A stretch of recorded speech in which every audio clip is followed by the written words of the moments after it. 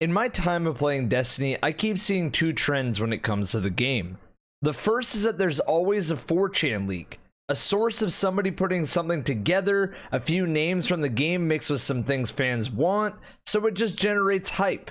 The second one I always see, and the one that I partake in, is using context clues, using in-game lore tabs, history of past DLCs, mixed with some fun guessing to see where we are going in the future of the game.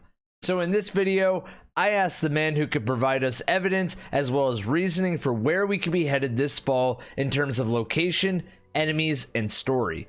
I asked MyNameisByf to have a chat with me about what is happening in the future of Destiny 2 with evidence to back it up. This video will be more like a podcast where I will step in and explain to you what's going on throughout, as well as provide as many visuals to go with the audio. I also want to add that we were running strikes this whole time, so anything that cuts back to the strikes is just us running them for B-roll while we were talking about what was going on. As always, there are timestamps for different pieces of the video. Anyways, be sure to check out Byf's channel and drop him a sub, follow him on Twitter, and pledge to his Patreon. As always, if you did enjoy this video though, a like and a sub would be greatly appreciated. Anyway guys, enjoy the video. Alright, so I guess when it comes down to it, we should talk about what the hell this thing is, really, because this is going to be a bit of a... I guess it's almost like a podcast, kind of? Yeah. Not really, maybe? In a way, it's like a podcast. It's like a just discussion between friends, you know? Much. Indeed. Yeah. We're going to talk about the direction for Destiny in the next couple of months, talk about what the future may hold, and, you know, provide some speculation. We should go ahead and preface this that some of this is very much, you know, dialogue based on educated opinions and educated guesses, but some of it is also just going to be like us spitballing things. There's no leaks in this, there's no nutter like that, so nope. Yeah, if we say something here and it happens to be true, that's just very lucky for us, and if we say something here and it's complete nonsense, then that's why. So yeah, we'll be able to look back on this in a few years and just be like, hey, you remember that time when we were wrong? Remember that time we were completely stupid about this? And then we said that it was going to be like a text-to-speech adventure tied up in a love story. Like, nah, dude. Nah, they just gave us another first-person shooter campaign. I can't believe it, man. We said, you know, Eververse was going to get a fully fleshed out storyline. There was going to be Master Chief involved, and then all of a sudden... Exploring with Fenchurch, like, all of these things, no. I bet Fenchurch is a wonderful person, you know? I think he's going to be like the Lando Calrissian of the entire Destiny universe, basically. Right? And we just never get to see him, but when we do, we're going to be like, okay, wow. Right? Yeah, exactly. Like, took us like 6 years, but you know, hey, you look good. I still want a moment where if that happens, we see Fenchurch, and then he just completely ignores Tess, like just completely bypasses his daughter to talk, or not his daughter, his niece, to talk to the Guardians that have just shown up, being like, "Oh hey, you're way cooler. Let's talk to you. Hey, how you doing, buddy?" Oh my god! Like all of this nonsense. Yeah, exactly. Anyway, yeah, where should we start first with this, I guess? That's the real question. So, I think the first thing people probably want to know is, hey, Evan and Byf, where the hell are we going this fall, and why is everybody talking about the darkness like it's just gonna happen? You know? Why is everybody saying that the pyramids, the ships, the veil, whatever you want to call them, the Doritos, if you want to get that specific, why are they coming? What is like the main signs that has everybody saying, okay, it's for sure this fall and not like a Destiny 3 or like multiple years down the road? And aside from like, there's some of the obvious stuff here, clearly, and then there's been like the subtler signs throughout, and we're gonna go ahead and talk about that. Like, everybody has seen the Dorito Rasputin Doomsday Clock. Yep. Like I think you'd struggle to find someone who doesn't know what that's all about, especially considering that, you know, we have weekly updates on this nonsense. Having said all of that, they've been signposted and telegraphed for a very long time, and this is before even Shadowkeep, you know. So we've had some signs of this, and there has been some knowledge. Yeah, I think one of the earliest things, of course, is not just the like ending of the Destiny 2 campaign, because that again is a bit too obvious. But I think one of the first points at which we saw that stuff was really starting to heat up was probably going to be in Forsaken and the expansions that followed for the rest of the season pass that year, and wow, I am... It happens. In case you're wondering, this is not B-roll, this is all live, ladies and gentlemen. So when I die to geometry and fail at things, yeah, that's going to happen. But no, the first real times at which we started getting signposting and stuff for this happened, I think at least, in Black Armory. Now, I should really clarify this, because this is something that Bungie does. And it's something that you'll know if you've been in the community for years and years and years, but it's something that only people who are really digging very deep into the game will notice. If you see something happen in the lore, and it's a topic which has potential relevance to the future, but maybe not something which immediately appears right now, that is often Bungie telling you, watch this space, there will be a story here. Yep. So everything to do with Aldrin is probably signposting for a future story, considering that, yeah, the Vanguard Dare is unfulfilled and everything like that. Anything to do with the darkness is also stuff that fills in that void. And there's been really fantastic examples of this in the past. Forsaken was probably the first time that we saw all of this really get fleshed out, with Destiny 2 in mind. So Forsaken had been telegraphed all the way since back since Curse of Osiris, right? You had the Telesto, which had been added in the Curse of Osiris expansion, and that had a lore tab on it. And the lore tab of Telesto is all a bunch of gibberish, right? It's a lie. The important thing about it is that it is specifically to Paladin Auron, which is basically an awoken code of trying to communicate a hidden message. The first letter of every word in the paragraph forms a new sentence, and that sentence is the information that the awoken are basically trying to tunnel through everything and secretly get out there between themselves. And that kind of brought back this notion that, you know, Aldrin was alive. And this was before Forsaken had even happened. You then had Young Ahamkara's grasps, and not Young Ahamkara's grasps. The sealed Ahamkara's grasps. Yeah. Yes, the silver hunter exotic. The ones that we thought were going to be broken before Shadowkeep, because they were giving us all. They were giving all the auto reload thing again. Yeah. The only thing that could still give you obnoxious auto reload. Pretty like, much. Hi, welcome to this game. I was like, hey, still broke. I know you want to take away auto reload, but maybe look at this thing that's going to completely break the next raid if you. Indeed. Oh, thank God that was actually taken out in time, even if it's through a quick hotfix. But yeah, no, like, that basically gave us a lore tab that indicated vaguely what was going to happen.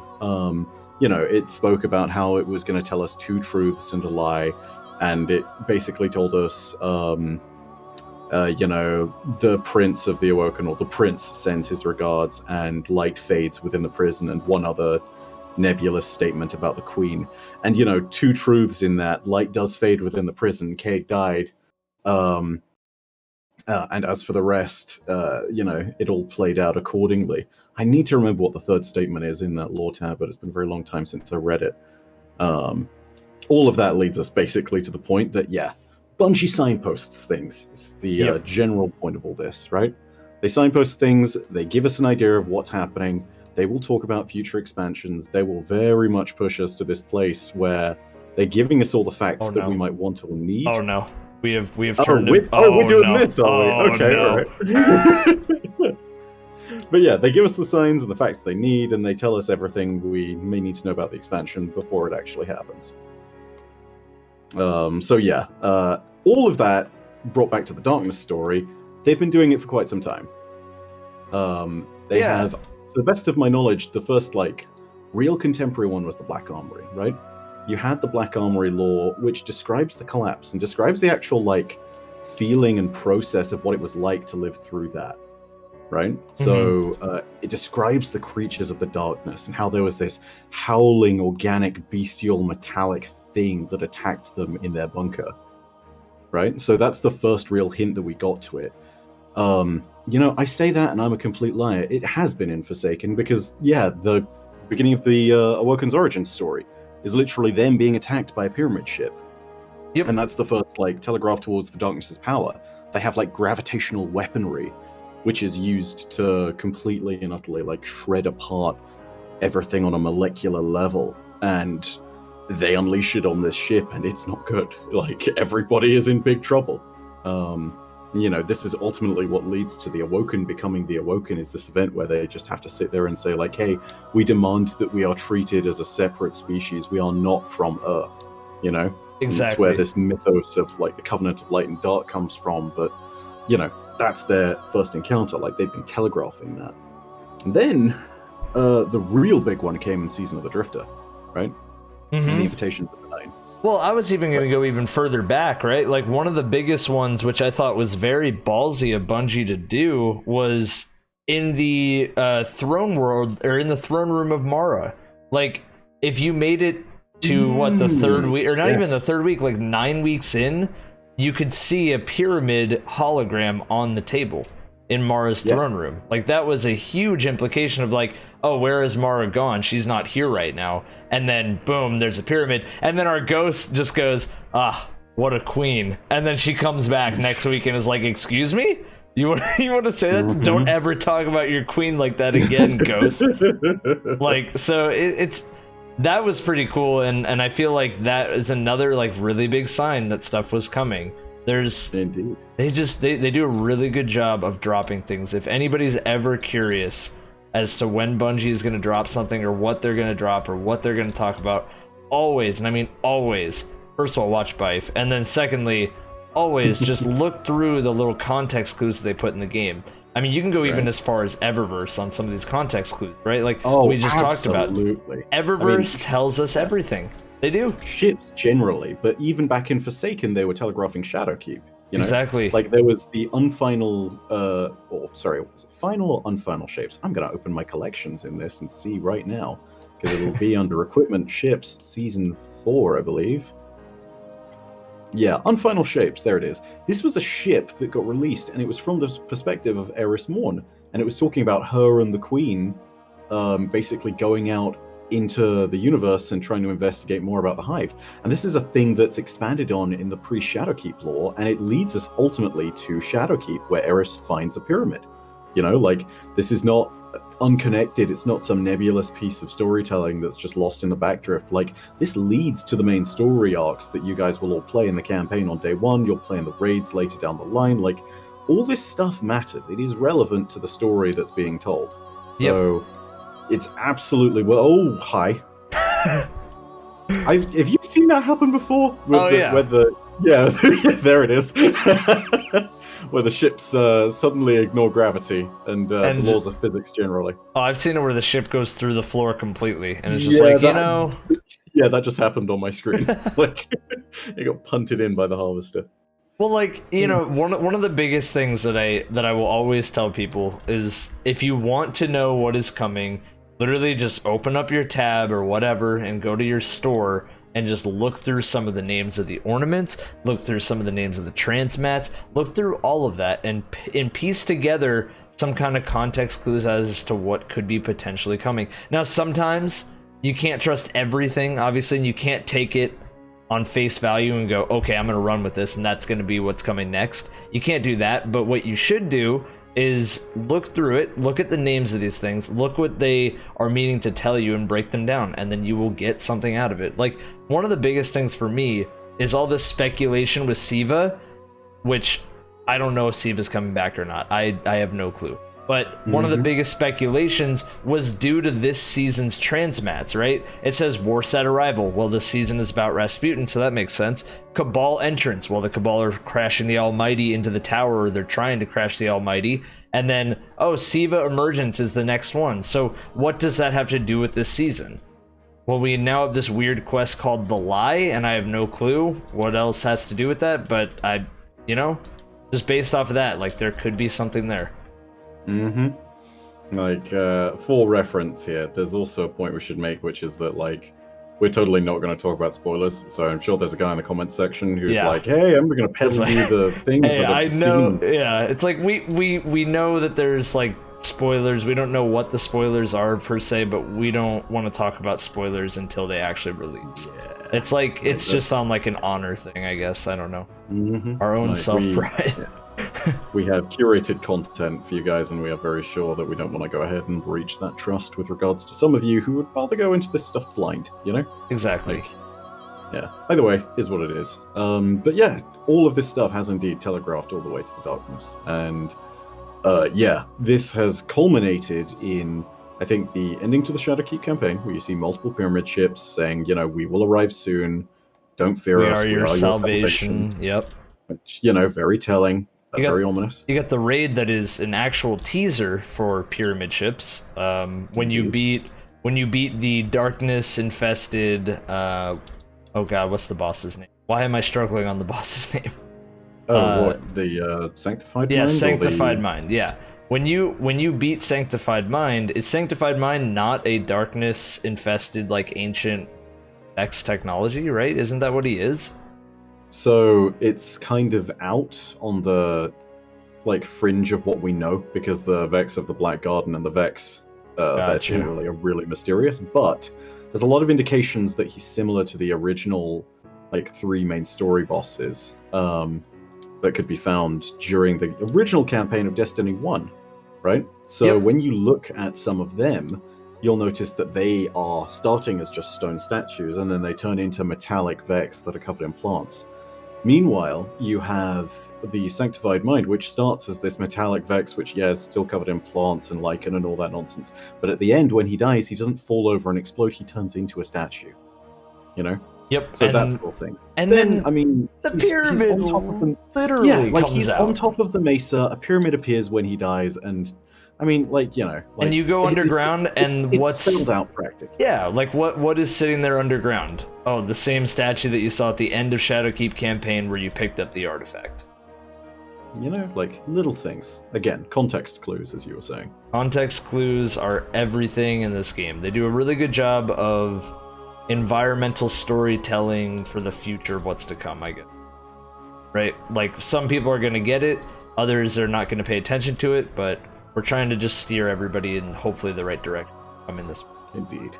And of course, there's also something that we should mention here, which is the Titan emblem.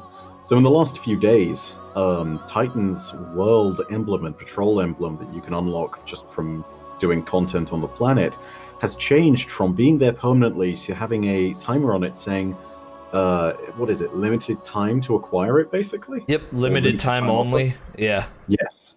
And so the big point about that is basically that with Titan now having this mysterious change to its emblem, we can look at more context clues and talk about the fact that the darkness has screwed up Titan before, right? So to give you an idea, there is a book that we unlocked in Shadowkeep called Last Days on Kraken Mare. And Last Days on Kraken Mare is the closest we get to a first-hand account of the attack of the darkness, right? It goes through this crazy sort of 12-hour stretch, I believe. Maybe it's slightly longer than that, but a very short stretch of time where they attempt to evacuate the arcologies of Titan. Rasputin and some exos under his command come in and effectively cause as many problems as they try to solve. And then the darkness unleashes its major weapon, which again is to do with gravity.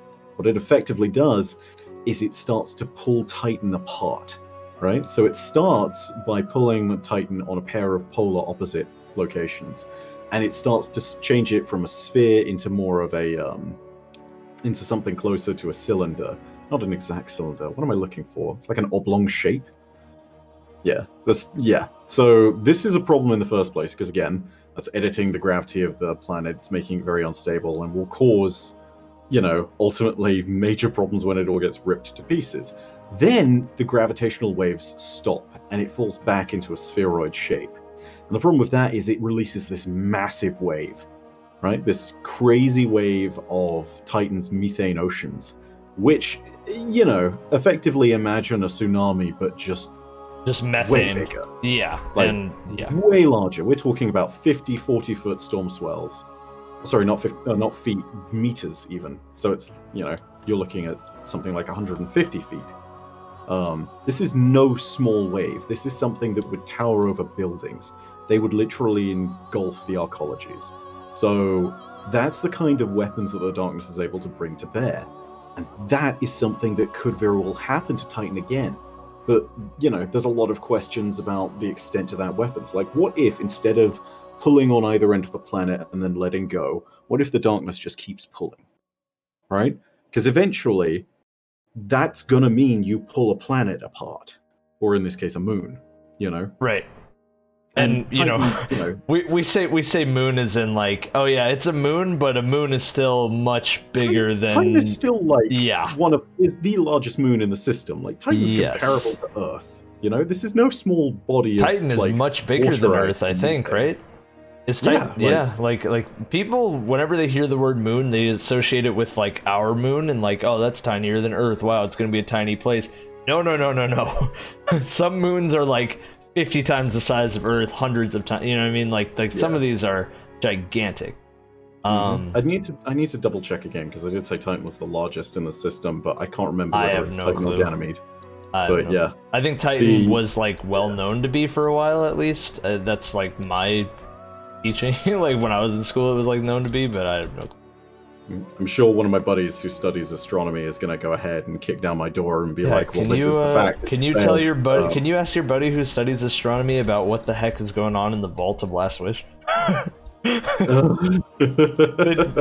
bet he had a fun time. You know. Mm-hmm. Oh god, I tell you, big brain strats needed to work that stuff out. That's crazy. Yeah. Oh man. So not only that, but let's go to the fairly more obvious as well. Let's talk about the fact that in the Rasputin bunker on Io, not only can you see the Doritos coming into our solar system, they are progressing each week. They are making it to new places, and they are moving closer and closer. And I believe this next week or 2 weeks from now, they should be hitting Jupiter. Saturn, yeah, Saturn right? or Jupiter. I think one of those two. So it's closing in. Like they are getting closer and closer, and it's this season that they are moving in big strides because we awoke them on the moon. Like they know where we are fully. They've known where we are since the end of vanilla campaign, but on the moon especially is like the calling for, oh yeah, now they're officially coming. It's like this was a threat in the back of our minds. Like we knew we were going to do this at some point. We just didn't realize it was like right here and now. Right. You know. Season of Dawn is mostly to do with the Cabal, but is there any big implications from Season of Dawn? Because I can't think of any off the top of my head other than Osiris, and we'll get to Osiris in a second. Is there any like visual things in game that we got to see, or is it mostly just lore for Season of Dawn? Because I don't remember seeing. It's mostly lore, and it's not too much of it, to be completely honest. There's one or two like moments in it's the Constellations lore book where there's actually a note from one of the speakers, because yeah, that's a lore that needs to be get on into. The speaker that we see in game is one of multiple speakers that used to exist. And basically, the Constellations lore book notes something that one of the speakers experienced where he lived through the collapse. And it also notes the voice of the Traveler, because the speakers could actually hear the voice of the Traveler, supposedly. And it notes the voice of the Traveler describing what the darkness consuming the system is like. And it's really, like, honestly, if you need to read a lore book and get more context on the light, Constellations is where you should go. It's fascinating and not enough people talk about it. Okay. So, yeah, go ahead and do that. But aside from Constellations, that, relatively thin on references. Gotcha.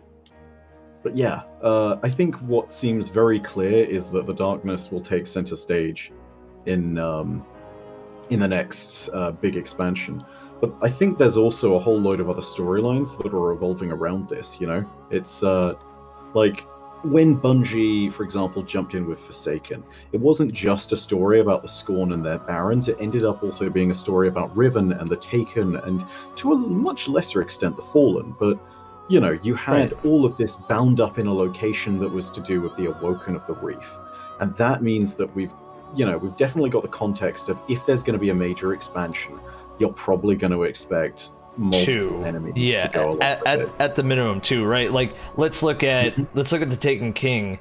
You know, the Taken were the big, I mean it's in the title, right? The Taken are the big enemy. They're new to the game. But who else is there? A lot of the Cabal are there. A lot of the Hive are there. It's a lot to do with all three of those. Exactly. Not so much Fallen. Shadowkeep, right? Like, yep. When you look at Shadowkeep, yeah, it's a Hive expansion. Yeah, the darkness are kind of there. But also, like, the thing that's the connective tissue for them is the darkness, and them is referencing not just the Hive, but also the Vex of the Black Garden. Yes. So, like, exactly. there's this common thread, and the real question ends up being, like, what are the two key races that you're going to see in this expansion? I think the major answer to that question is to just, once again, let's look at some of the context clues. Like, first of all, one of the things that I want to point out is just from a game perspective, like, okay, what makes the most sense for an enemy that we haven't seen, that we haven't fought in a while, right? Like let's go on the basic, like, okay, without the lore, what's an enemy we haven't, like, fought as our main enemy in a while? Right. The first one that comes to my mind is the Fallen, because outside of Black Armory, there hasn't been anything to do with the Fallen that much. I mean, we've had 0 hour from, like, one mission in the campaign style setting of Season of the Drifter, and then the Fallen have had, like, small bits of lore here and there. I don't really count them as a major enemy this season because it has been the Cabal, and they may have been in a lot of the promotional stuff, but I don't count them as being a major thing when they were just in some of the legendary lost sectors. That doesn't cut it for me. Nope. So yeah, I'd agree with that. I think Fallen is quite likely. Fallen is quite likely, but let's start. If I may as well, I feel like Taken. Because Taken has been a hot minute, you know? Like, Forsaken is very much the last time that we saw them in force, aside from also in Shadowkeep's One Strike, which was the Festering Core. Yeah. Now, I put a little pin in that, because wherever the Taken go, as far as we know right now, it's also very likely that Savathûn is roaming. Having said that, the Taken are creatures of pure darkness, so I don't want to go ahead and say that this is absolutely the case, because it could very well be that we'll only ever see the Taken again if we see Savathûn herself, or another very powerful Ascendant Hive who has somehow been able to take control of them, which I doubt exists. If Quoria... What about Sibu Arath, or Sibu Arash? I feel like I'm messing up so badly, but you get my point. So Sivu is one of those other interesting tangents in the lore. Like, I think people see her as, like, the inferior little sister to Oryx and Savathûn. She's not the goddess of war? Exactly. Like, it's very much not the case. She doesn't get spoken about a lot, but honestly, I feel like she's a way more likely character to see in the future rather than Savathûn. And that sounds crazy to people because of all the signposting that we've gotten. But I think that Savathûn is such a big villain that when it comes down to it, they need to develop an entire game and an entire response to her that is as whole-consuming as the Taken King expansion was. Right. You know? I feel like we're not due that for a very long time. So if there is going to be a more minor Taken presence, and if Savathûn has allowed some extent of control for Sivu Arath, which I doubt, there is a possibility of that happening there. To give you an idea of where the power dynamics are, though, in one of the weekly story missions that you can get in the Dreaming City, I believe this is in the second week, you actually face the sons and daughters of Sivu Arath as Taken Knights, which is very telling because, generally speaking, this is something that happens whenever there is a moment of, like, power contention within the ranks of the Hive and the Taken. So to give you the best example, Malok was taken by Oryx, and Malok is Savathûn's son, you know? It's it's Oryx's nephew in this crazy, silly, extended This family is gigantic. This family needs to quit. This family, there's so many of them, and we just keep butchering them, you know? Right. Hash Ladoon, gone. It's like, look, we've literally killed your grandfather and your father and your mother. Would you like to stop, please? It's time to stop, Sabbath. Yeah. But yeah, like I just don't see Taken coming this fall, because there's been nothing. Like, that's the thing, is, once again, context clues will tell you everything, and there's been almost nothing about the Taken for this fall outside of Festering Core, my knowledge. Right, which is why it's one of those, like, we haven't seen it in a long time, but I don't think it's likely kind of moments. Exactly.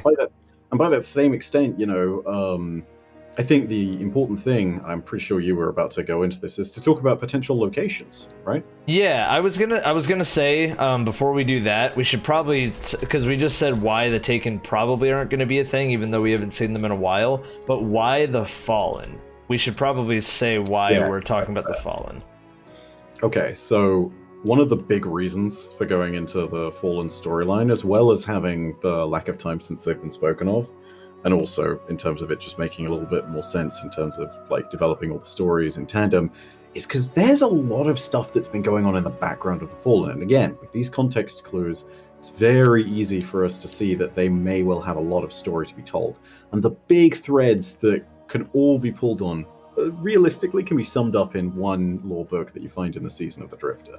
Like if there's one thing that you find, go into your lore triumphs, look into, I believe it's the Stolen Intelligence lore books, which I think you can find in Dusk and Dawn. I'm going to go ahead and check. Actually, it's in the Light. And I want you to go ahead and look through all of these because they're all good. But generally speaking, you're looking for the Outliers lore book whenever you're looking for the Fallen. And this entire thing basically just goes through how the Fallen presence has evolved over the last few years. And it goes through quite a few really key personalities within the Fallen hierarchies and different Fallen commanders that are vying for control of the race as a whole. And this outlines several really key points. First of all, the Fallen, for the most part, are fractured. The houses are gone. The houses are dead. The Kells have died. The Archons have died. The High Servitors, for the most part, are gone, right?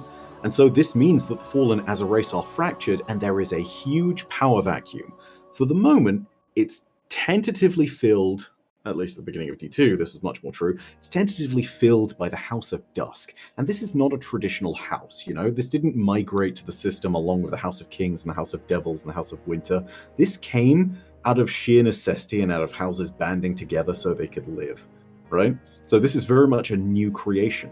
There's even a new generation of Fallen that have grown up without the influences of the house that is, generally speaking, not in touch with their old cultural ways. You know, when Varyks talks about the ways of old, it's very much partly because of the fact that his people have forgotten those old ways. So when you look at the context there and you drive it forward with the logical point of what's going to unite the Fallen, a lot of it is a big thing of trying to reclaim their old culture. And there's really three different groups, or three different leaders that are trying to do that. And those leaders are Varyks, Mithrax the Forsaken, and Eramis, right? Yes. So, I think, where do we start with this? I think everybody's heard of Varyks, right? Everyone's heard of Varyks. Our guy that left the Prison of Elders, our guy that was the kell, or not, sorry, not a kell, my bad. He was the voice of the Prison of Elders for the people that maybe don't read the lore that often, but kind of know of Varyks or have heard the name. He was the guy that said, Psylocke, the Defiled, you know, really loud.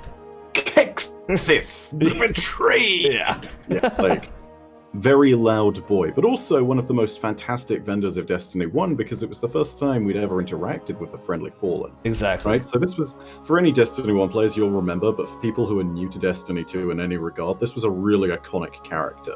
So he's very well remembered. But the lore behind him actually sets him up now in Destiny 2 as more of an antagonist and also as somebody who has taken an opportunistic stance out of the general dismay and mishap that's come out of the system. And this all starts back in the Taken King. To give you a small little summary of things, the reason why Mara being alive in Forsaken is so remarkable is because in the Taken King she died. This throws the Awoken hierarchy into chaos, and Varyks has an entire lore book called Most Loyal, where he just goes through all of these details and what happened, and recounts the story all the way up until he starts the riots that erupt in the Prison of Elders and release Aldrin and the Barons. And I mean, like, let me be really clear about this. He starts this. He makes this happen. This was his move. This was his action, right? So this was not some weird, like, moment where he had, some circumstantial point at which he was betraying someone. No, like, this is very much his choice to do this. And the repercussions of that are huge for the Awoken and huge for us because we lose Cade. But bigger than all of that, I think now, is his impact with the Fallen. He is one of the last Fallen that was alive during the time of the Whirlwind. He's one of the last Fallen that truly remembers what they would call the old ways. And he takes his ether supplies from the Prison of Elders during the escape, and he grows massively in size. For those of you who don't know, when Fallen consume ether, they literally grow, and it's why kells and captains are bigger than your typical dregs or wretches. He basically anoints himself as a Fallen kell, and he says House Judgment is going to lead everybody back to the old ways. We are going to be the ones who are worthy of the title of leadership and worthy of the Great Machine again. I always think of Varyks in that situation of like, you ever play Batman Arkham Asylum? It's been a while. But like the Joker at the end when he's like just gigantic. That's what I'm thinking Varyks is gonna be next time we see him, just like this absolute beefcake. Just gonna be a very thick boy. Kind of building off of that too, for people who didn't play Destiny 1, but kind of want to know what Varyks is all about, like what was he like? Even back then, we didn't fully trust. I don't know how to explain this. Like, we didn't really fully trust him back then either. He always sounded, at least to me from listening in game, he always sounded like, okay, this guy he's a bit sketch. Yeah, right? He's a bit sketch. Like he doesn't sound like he's disliking what these fallen kells are doing, and like Skolas, he doesn't hate Skolas. It's like he's so impressed by Skolas's ability to do these things, to try to unite or try to take over and just try to establish a mega dominance over the Vex and use their technology. The genius of Varyks' writing is where it makes the line between whether there's empathy and admiration for something or whether there's acknowledgement of superiority for something very thin, right? It's very blurred. Yes. So whenever Varyks is talking about how Skolas, the antagonist of the House of Wolves, is trying to accomplish the scheme of the Kell of Kells, or the prophecy of the Kell of Kells, he always talks of it with a little bit of reverence almost. And he's almost like, oh, that's impressive. Like, he's going after this. That's okay. Well, it's a little bit of a crazy strategy. He even says Skolas is quite mad. But you can tell there's a little bit of reverence, and there is a little bit of respect that comes from that, you know? Yeah, I mean, it's one of those things where I feel like Varyks is almost like, if I was in that position of Skolas, I would do this, or I would do... It's like he's constantly scheming. He's like the little finger of Destiny. You know what? That's such an appropriate analogy. That's honestly, that is, because he's constantly betraying people. You know, like he betrayed Skolas back in the time when he sold him out to Mara at the end of the Reef Wars and became quote unquote Varyks the Loyal, which is actually a term of scorn from the other Fallen, right? But when it comes down to it, he also betrayed Mara and the Reef. You know, he went off and became his own house, effectively, and rallied a bunch of Fallen to his cause. So, yeah, he's opportunistic, and calling him the little finger of all this is really appropriate, I think. So, yeah, I think that Varyks being not the same as a lot of people remember him, or like at least not friendly, like a lot of people have this idea of him. I think that's going to be a really interesting potential avenue that they could go down, and I think. Once again, that's like one of the reasons for this whole Fallen thing, is there's a lot of chaos going on. You have all of the houses are pretty much either non-existent or, I mean, new houses are being started. You have Mithrax, who is completely betrayed everything that is known to be Fallen. Like, you know, the Traveler left the Fallen, but yet Mithrax still wants to help Guardians because of some kind of purpose that he feels obligated to do it. You have... So we should probably talk a little more about Mithrax. Yeah. He's character 2 out of 3 in this entire equation. 100%. And I think that he's... Like, I'm really excited about Mithrax. Mithrax is the most interesting character I think ever made in Destiny. I say that knowing fully well that Oryx is a great character too. Right? Like, there's a ton of great characters throughout the entirety of it. You know, you read through all of Aldrin's story, it's fantastic. You read through what Varyks has had written about him, it's really good. Yep. As you say, Oryx, the Taken King, absolutely phenomenal story told throughout the Books of Sorrow and through all sorts of other things. Even the small stories that we get about Nokris present really interesting ideas of what it is to be heretical in the society of the Hive. You know, Mithrax tops all of that because it's this moment that I think is comparable. And we were talking about this just before we started our recording. But Mithrax is comparable to the Arbiter in Halo 2. Exactly. And I think that's really fantastic, not only because of the fact that he's making real strides and making, in many senses, quite a lot of sacrifices and going out on a limb because of the fact that a Guardian at one point decided to spare his life. Spoiler alert, it was you. And if you've not played Titan's story, you should go back and do this right now. I can't believe we didn't think of this. Yes, go back and do Enemy of My Enemy. That's the quest. It's for the Rat King. Go and do that. It's the Titan heroic quest. Go do it. But basically, you see Mithrax in that thing, and there is a secret ending to this. If you are so inclined about spoilers, then go ahead and just mute us for the next 30 seconds, but I expect that most of you have been there already. But in this secret ending, if you decide to only kill the Hive Knight that's fighting Mithrax, Mithrax will not then attack you, and he will just bug out, and you will have effectively spared his life, because it was this moment at which you were able to stop him from being murdered, and you showed him a little bit of mercy and a little bit of grace. And that really goes on to impact his storyline. There's a whole bunch of different lore cards and lore tabs that mention him from that point on. Both the Lord of Wolves and the Queenbreaker exotics, both of them mention the adventures of Varyks fighting alongside a hunter and a warlock in a fire team. And, you know, not only is that cooperation between Fallen and Guardians, which is... Oh, did you mean Mithrax, not Varyks, right? Yeah, I do. Yeah, no, sorry, that's me. No, you're good. But yeah, no, not only is that an amazing sign of cooperation, but it's also this moment where we get a lot more context on what Mithrax plans to do. And I think it's in the Queenbreaker lore tab itself where this phenomenal little moment happens where Mithrax finds the grave of Sir Ido, who originally captured him and almost, could have killed him, but effectively spared him again.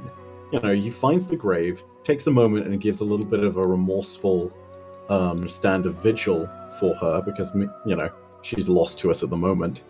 And then after everything is said and done, he has this moment where he says that he will gather effectively the open-minded Fallen, and he will be their kell. And he effectively starts the House of Light with these two Guardians as his witness. And that is such a cool moment in the story. You have this sudden expansion of what everyone believed the Fallen could be for the longest time, because let's be real, everybody since back in the days of Destiny 1 has thought, what if we could have an allied Fallen? And Varyks in Destiny 1 fulfilled that for us, sort of, because he was a vendor, but he was not really affiliated with us. But beyond all of that, we now have the possibility of it in-game. And he's one of the three major groups that's now vying for control of all of the remaining Fallen. And if he succeeds, the Fallen will no longer be enemies. They will be allies. There will still be outcasts because that's the nature of the Fallen, but we will have a significant force at our side. That's such a huge story element they could tug on. Think about, for a reference that I think all of us can kind of get down with, think about it like pirates out at sea, but you made an allegiance with certain pirates that are like, oh yeah, we actually want to be your friends. Like, we actually want to help you. We're going to help you on this. Like, we essentially met Jack Sparrow with, in a way. Yeah. And it's very, very cool dynamic. And 0 Hour, if you haven't just played that mission, do yourself a favor, go and play it the whole way through. Go do every step for it and just play it. It's such a good. Absolutely. The final of the three Fallen leaders, Eramis.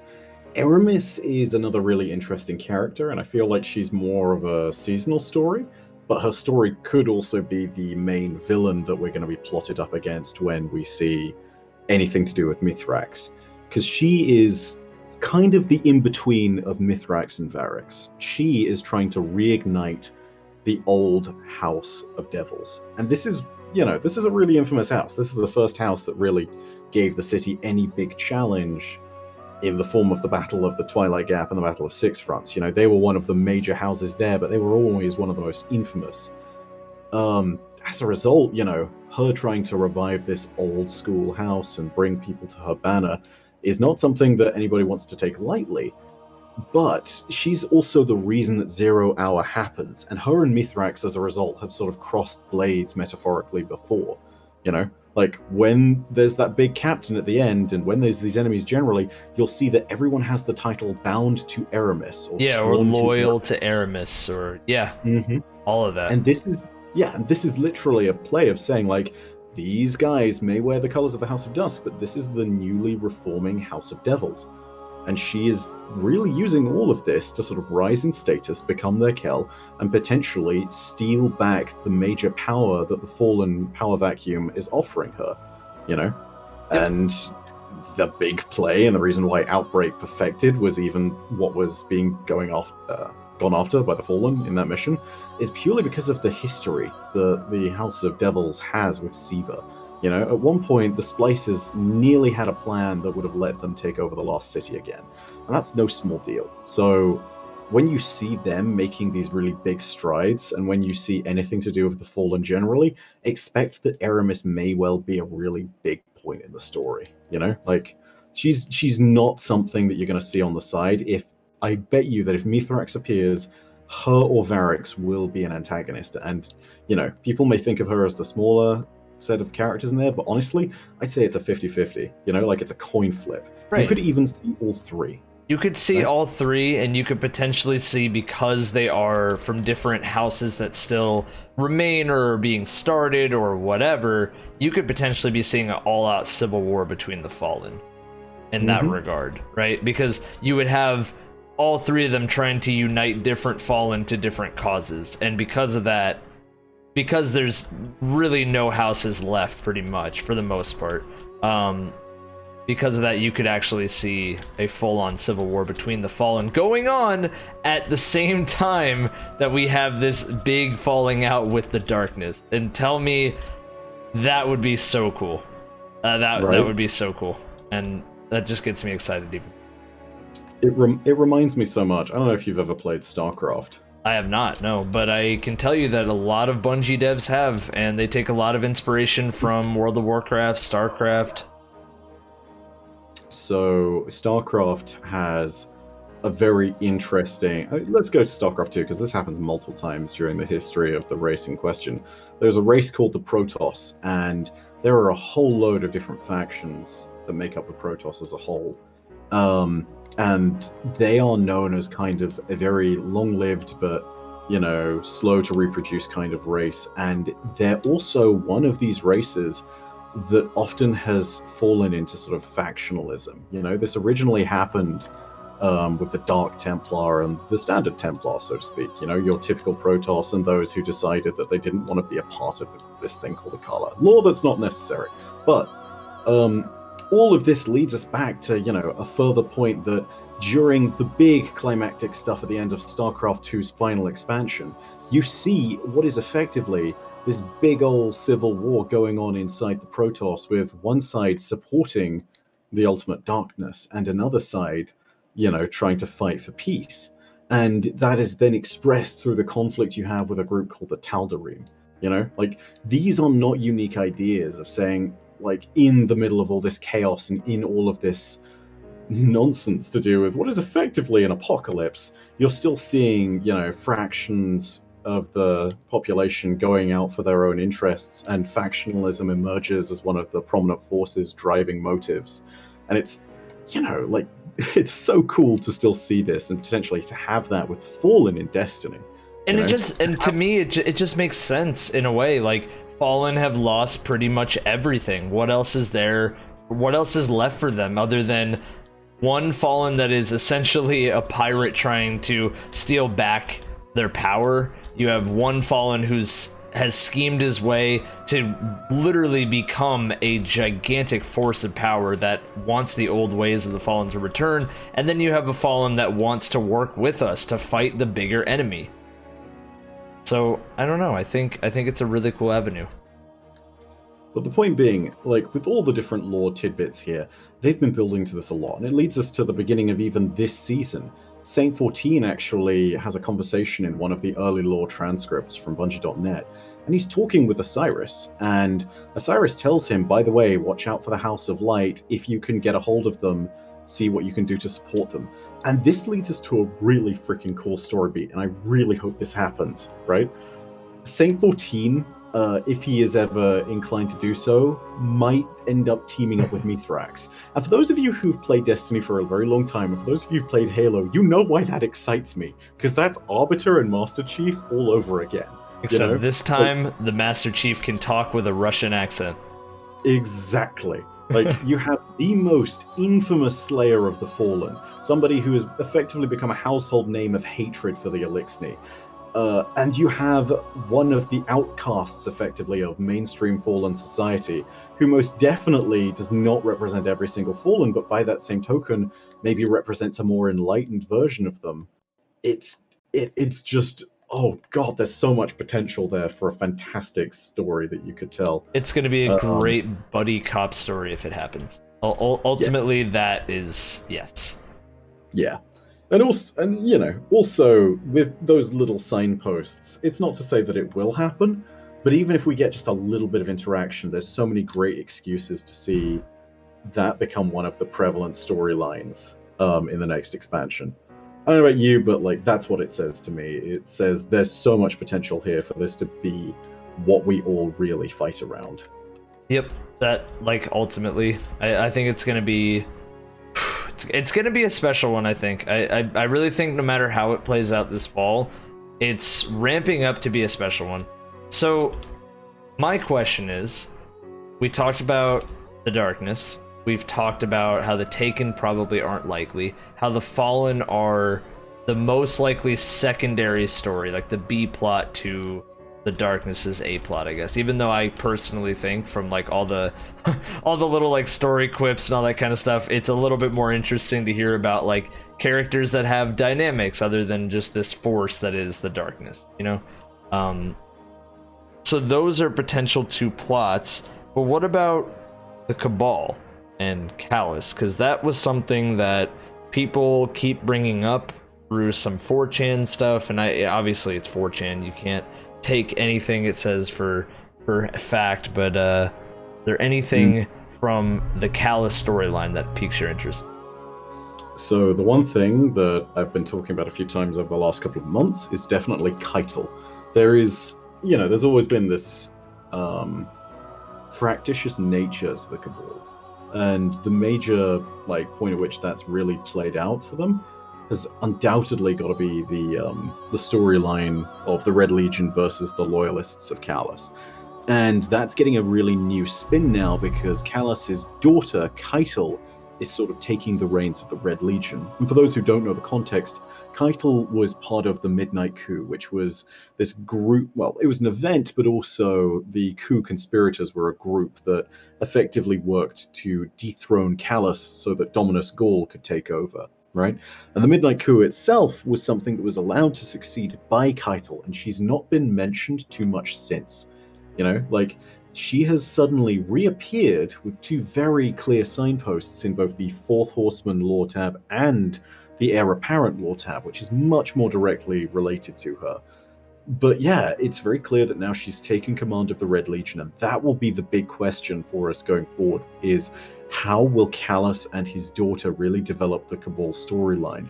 And realistically, do we actually want either of them to win?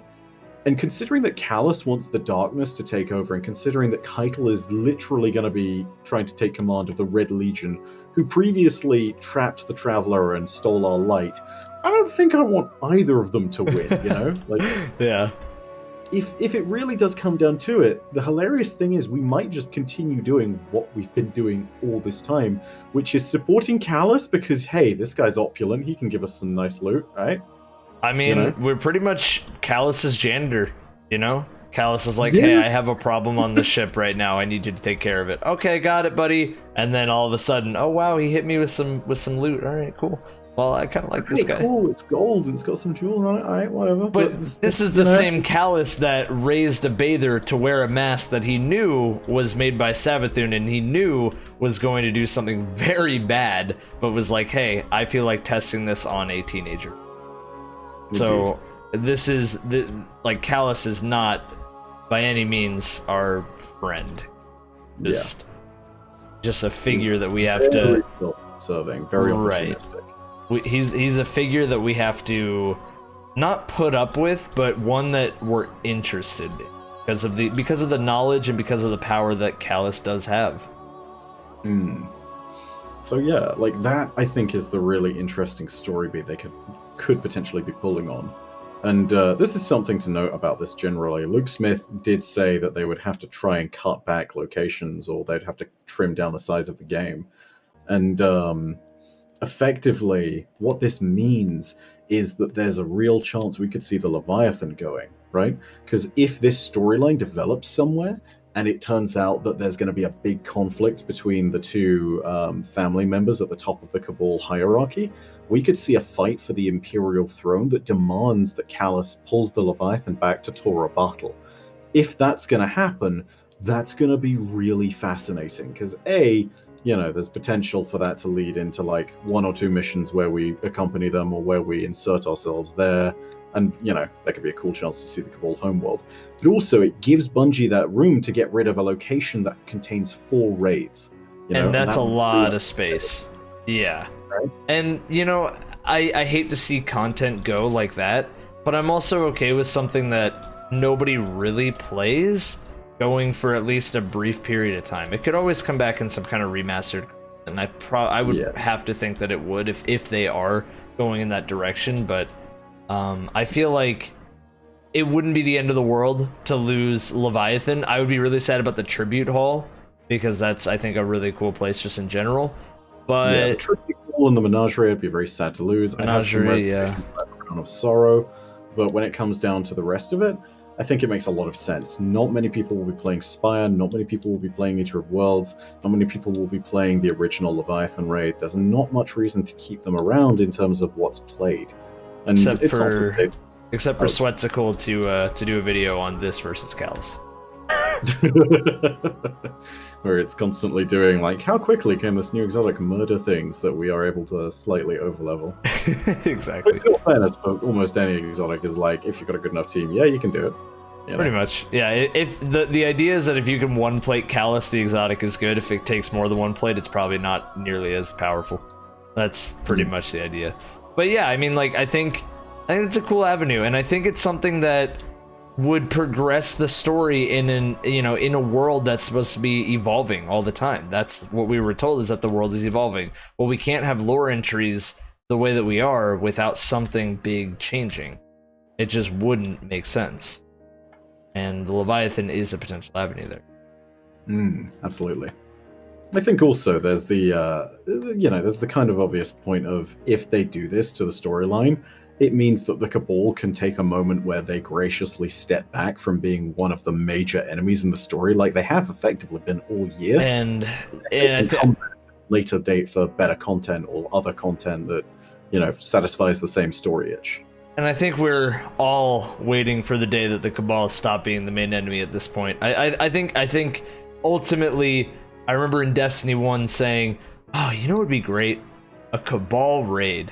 And then we got hit with Leviathan happened. Leviathan, and then Eater of Worlds, even though you could say it's Vex, but I would also say that a lot of it is Cabal still.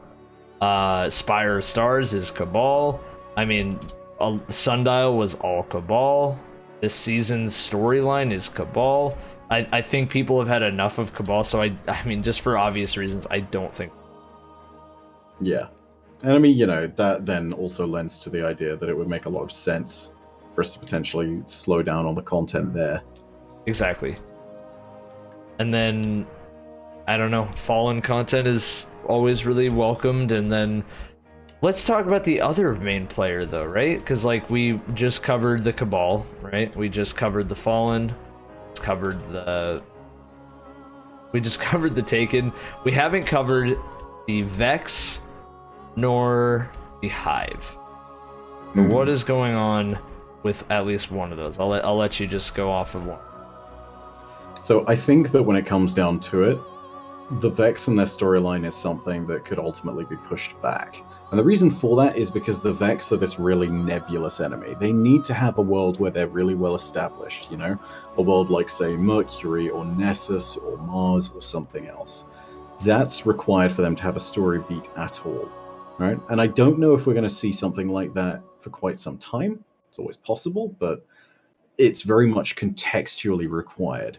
Also, the Vex have not had a lot of story telegraphing for them recently that hasn't also been alongside the darkness, you know? When we went into the Black Garden and saw the Soul Divisive, that was the last time that we really saw like a lot of telegraphing to the Vex. We saw a little bit of interesting stuff of them, admittedly. You know, we had an entire lore book that talked about how the Vex were potentially connected, and that other Vex, including the Hazen Lords of the Vault of Glass, feared the Soul Divisive because they were different and they were worshipping another power. You know, we've had those little hints here and there, and you even have moments where Pradith enters the story in a really big way, along with some copies of the original Ishtar Collective team. It's very deep lore, but it's such a great lore book. Right. But I don't think there's enough that necessarily telegraphs a major story event, you know? If anything, I'd say that the likely thing is that we see some kind of small ripple in time, and we see Pradith momentarily, but I would not say that it would be anything huge. If anything, I'd say that it would be much more likely to see it as like, you know, a story moment similar to 0 Hour, you know? I'd say you're looking at something which is much closer to a single mission with a really cool environment that you get to go to, and a moment where all of a sudden you have this new avenue for storytelling that's somewhat related to the story and somewhat not, you know? Like Whisper was very much the one time when these missions were very closely tied to the story of the expansion in question. Was you know, it was the direct end of Zol's story, you know? With 0 Hour, it was completely separate to Season of the Drifter. It was kind of the start of a new Fallen story in a way. Yeah. And the reality is we've not had, like, you know, a mission similar to those in a very long time. So maybe, if we're going to see something happen on that front, maybe we get, I don't know, Vex Mythoclast back. Or maybe we get, say, the Stranger's Rifle back, considering that, you know, it's basically a retread of what Pradith sets loose within the time streams. Right. Fun fact, by the way, there's another really interesting callback to the darkness there, because when we get our original weapon from the first, from the like Pradith mission in Taken King, the like, oh god, it's not the Stranger's Rifle, but there's another name for it. The No Time to Explain, yeah. Yeah, and the actual like flavor text of that says 2 words are inscribed under the barrel or something, and it's "They're coming," and it's in reference to the darkness. Oh, so that's really? another. Yeah. So again, telegraphing. Wow. They go really far back with this stuff sometimes, and then they call back to it at other points in time. So this was very much one of those moments where they elevated an old piece of lore, and you know, confirmed it again in the canon of Destiny, and said like, "Hey, this is something that we've been planning for quite some time, or at very least, this is something that we can tie into the nature of it all." Right? Right. And so, yeah. Oh my god, I totally forgot to bring up one of the beats that I wanted to bring up for a piece of evidence as to why the pyramids make sense to come back like this fall. You know, this is based off of concept art that's been in the game for so long. And it's the one that you're always going to see on the front of articles, but I want to specifically tell you why it's an important one and not just say, "Oh, hey, look, here's this and this is a thing, it exists," you know? Right. So like in the picture, in this almost like H.R. Geiger inspired art, right? Like it looks like alien art, if you've ever seen the movie Alien. Yes, absolutely. It looks exactly like that kind of like architecture, but ultimately what we're looking at is we see a statue. We see pyramids in the background, first of all, like way out in the background. You can actually make out the pyramids of that concept art. And then also, on top of that, we have the statue where we picked up the artifact in like the center of the concept art. You can see that statue. So if there was any indication that that concept art is just something, maybe it's not this fall, maybe it's in a different season or whatever, but it's something that they had been working on for a long time, or that this has been a story beat for a long time that they've had implications for, it's that. I mean, it is that.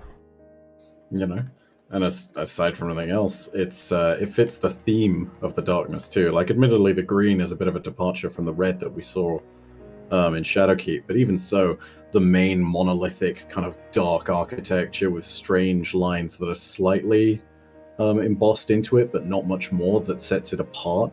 Sort of everything based on what you can see in the Divinity exotic. Yeah, that's exactly the kind of architecture that is reflected in that image. So it's very clear signposting again. It's just very, very cool. I think the last thing as well is really the hive, right? Yep. And maybe the scorn. Throw a little bone to the scorn. I don't know. I feel like the Scorn are going to take a backseat. Like, they could have some impact in the Fallen story. They could be involved there, I guess. It's certainly something. The big telegraphing moment for all of them is definitely the fact that they're still in the Stolen Intelligence law books, but basically that justifies the existence of the Fanatic Strike. It basically says, we're continuing to run strikes against him. He has this ability to resurrect and regenerate, hence why we keep sending fire teams after him and why we keep suppressing him. I don't think that he's going to be a major player in all of this, but he's very much kind of opposed to every other Fallen house, because they all stand for the Fallen in a sense of them actually being fallen, and in a very direct sense, the Fanatic does not want the Fallen to continue existing. He believes much in the way that he used to when he was sort of met with Aldrin. He believes that the Fallen have kind of fallen out of their ways and that they basically need to be changed and they need to have a forced moment of evolution. Yep. So, yeah, there's stuff going on there. As for the Hive, their major story is undoubtedly going to continue with one of the big Hive gods. Whether that's one of the sisters, aka Savathun or Shiva or Raph, or whether it's some of the worm gods is not clear. But there are many other alternative players out there in the Hive storyline. The wild card for them, I would honestly say, is Toland. I'd say that your real question is, how much does their storyline get impacted by Toland? I mean, this is the other thing as well. There's been a little signposting to this too. Toland has an entire series of different patrols, though you can talk to him on the moon, and he talks about a whole variety of different events. He was also in the Dreaming City, so they've very much been establishing his character. And then beyond all of those happenings, you even get Saint 14 and Osiris talking about him, and they talk about him in the similar way to how there is a tiny bit of signposting about Mithrax and the House of Light in one of the early lore transcripts from this season. So you've got a character that's very much, I think, on the back burner, but I think, honestly, he is the most likely source of the next storyline. Like, clearly there's got to be a Hive God in tow, but I think that it's actually a really logical shoe-in if they want to do a story about the Hive, but they don't want to involve a Hive God. And it's not to say that he hasn't had aspirations for godhood either. There's for anybody who's way back in the Taken King, who's one of the OGs, you may remember there's literally a moment when you defeat Oryx for the first time before you kill him in the raid, where he says, "Do let me know if a vacancy opens with regards to Oryx's place in the Hive hierarchy." So, this guy has been scheming, he's always looked at the sword logic as this true code of the universe, and he doesn't believe even for a second that this is going to be some moment where he's not going to, jump in and take power, because he's like, why wouldn't I? Of course I would. Of course, and he's mad at us for not taking that power.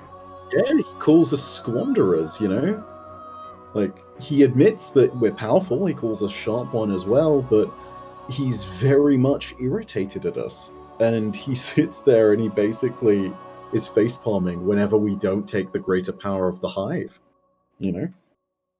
So yeah, there's a lot of avenues to go down, but only Toland and Savathun have had a lot of signposting recently. And it's, I wouldn't say intense enough for us to talk about it in the same way as the Fallen. The Fallen are way overdue for this, and I also think that it's been effectively signposted a whole bunch of different times. And also, we've got an entire season until September comes along. I would expect to see a lot of signposting. Open up Eververse on day one of the next season and look for anything that looks vaguely Fallen, and look and see if it has a lore tab. And I almost guarantee you that if one exists, it's going to signpost in this direction. It has to. In fact, even in the latest freaking season. You know, we've got items that throw back to the Fallen, like the Orb Weaver shell. You know, like, this is not out of the question whatsoever. There's definitely room for a story like this. And, you know, even going off of that a little bit more, right? Like, you could make the argument that, well, because I personally, I don't think Siva is going to be a major player. I don't think it will be. It doesn't make sense to be to me. I mean, but you could interpret the fact that there's a bunch of Siva items in the Eververse as, okay, Fallen signposting, right? Who is in control of Siva last? It Fallen. Like, ultimately, I feel like we should have a drinking game for the word signposting. Like, whenever one of us says it, take a sip or something. And if ever we say it, like, they just 3 do it times so within... much. We're gonna be alcoholics by the end. Oh, dude, it's gonna be bad. But yeah, totally is. I think is got to be the next thing, and I think the next big point is got to be location, right? Yep.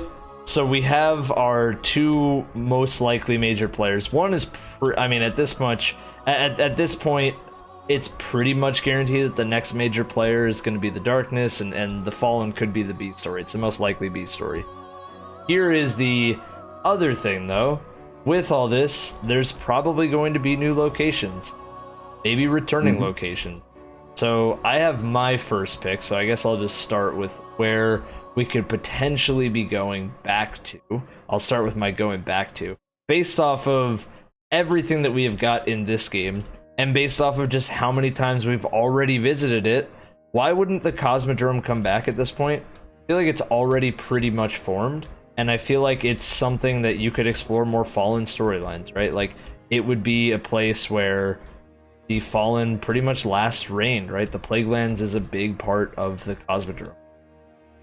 So, I'd not thought about that too much, but now that you pick up on it and say, like, why not? There is a lot to consider, you know? There's actually a really important sort of flag in the ground moment there for the Fallen story, because the House of Kings and the House of Devils were very much established and had major strongholds in the Cosmodrome. And if we're going to go ahead and see the Eramis storyline developed, we could see the Cosmodrome become a major battleground for the Fallen.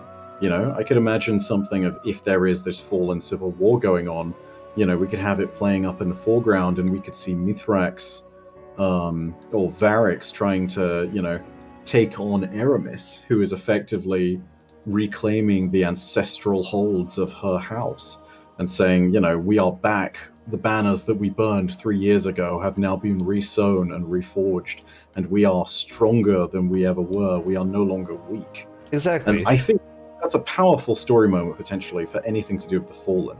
And you also make a really good point with Siva there. You know, like, when you sit down and you consider what the Fallen is searching for, you know, we may have destroyed the source of the Siva with the complex that we killed at the end of the Rise of Iron campaign. But ultimately, it's not to say that there isn't still a whole bunch of Warmind tech that they'd potentially be interested in. You know, like, the idea of splices hasn't gone away. You know, splices are still very much a part of the houses. It's just, I don't think you've seen one that's been able to grow in prominence in the same way that they did back in Rise of Iron. So it's not out of the question. I think the real question whenever you look at the Cosmodrome is there some way they can link in the Darkness story? Because, I mean, if there's anything more to do with Rasputin, maybe, like, he's got some big... Yeah, Rasputin's one of his main bunkers is on the Cosmodrome, right? Like, one of the essential bunkers. Also, you know, this could literally have nothing to do with the story, but I feel like maybe there's that giant satellite that's in the Cosmodrome, and maybe they could reach out or use some kind of thing to let them know what's going on with the Darkness. And that is, like, the biggest satellite that I've ever seen in Destiny, so that's not necessarily from the Vanilla campaign in Destiny 1. Yes. Just, and then also you go up it in Cade's Stash mission in the Taken King. Yeah. Where you go up into the colony ship? No, you go up into the satellite, do you not? In Cade's Stash? Oh, that's an unlaunched Exodus craft. Oh, yeah. And then there's the Master Chief Easter egg at the end. See? Told you, Master Chief, it all comes together. Exactly. You got this guy. Yeah, no, totally. So I mostly think the Cosmodrome, yes, story-wise, to me it makes sense with the Fallen mostly being housed there originally, and then also just Rasputin's bunker is one of his main bunkers is down there, and that could be a really helpful resource going forward. But I also think there's just so many pieces that we already have. We have so many maps in this game that are based from the Cosmodrome. We have remastered areas like the Risk Runner Catalyst, if you didn't get the Risk Runner Catalyst. Yeah, totally a thing. Like, yeah, no, they've already built a portion. New Light players, their first mission is the first mission of the game. That's their mission. Find an Arcadia, just like we did. So, like, New Light players, it would make sense from their perspective, right? If they got the Cosmodrome, if they were like, okay, now I just go to the tower. Oh, wait, this isn't what I expected, right? Like, oh, what is this area? Why am I never going back to this? So it just would make sense from their perspective too, I guess. It's worth noting, this is actually something that I know that a lot of the in-game players might not necessarily see use out of, but for once, it's definitely not got to be about us, you know? Like, if you look at what Destiny's free-to-play model demands, it demands that they improve the New Light experience. And yeah, clearly they're going to do something for us, they're going to give us content, like, that's out of the question. But when it comes to providing something for new players, and maybe what might be, you know, viewed as either a nostalgic treat or maybe just a retread of old ground, they could potentially give up the Cosmodrome and just say, hey, we remastered this area and it's entirely for the new lights, but if you're an old school player, you can still use this as a patrol location. The flashpoint will still be here if you're in leveling. Like, go have at it. There'll be some story beats here, maybe, like, if they are going to expand on the Fallen story in the way that we speculate, but, you know, like, that could be such a cool idea if they do it right. And, you know, I wonder what the, like, sentiment shift there is going to be, because there's always going to be that conversation about whether it's like, hey, is this just reskinning, or is this, you know, adding something new? And I think that's the big question surrounding a location like the Cosmodrome, but I don't think it's out of the question. I don't think it would be bad either. You know, like, it presents really relevant story opportunities. I from my perspective, if they were to bring back a location, it would have to be the Cosmodrome. Like, that's just my...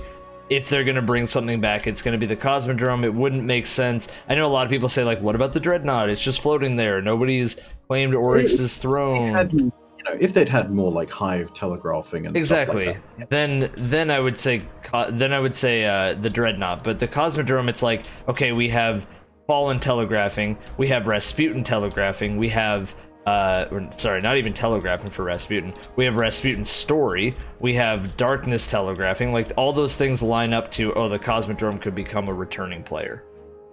The other place that I was thinking, not for a return, but for a new location. What were you thinking for a new location?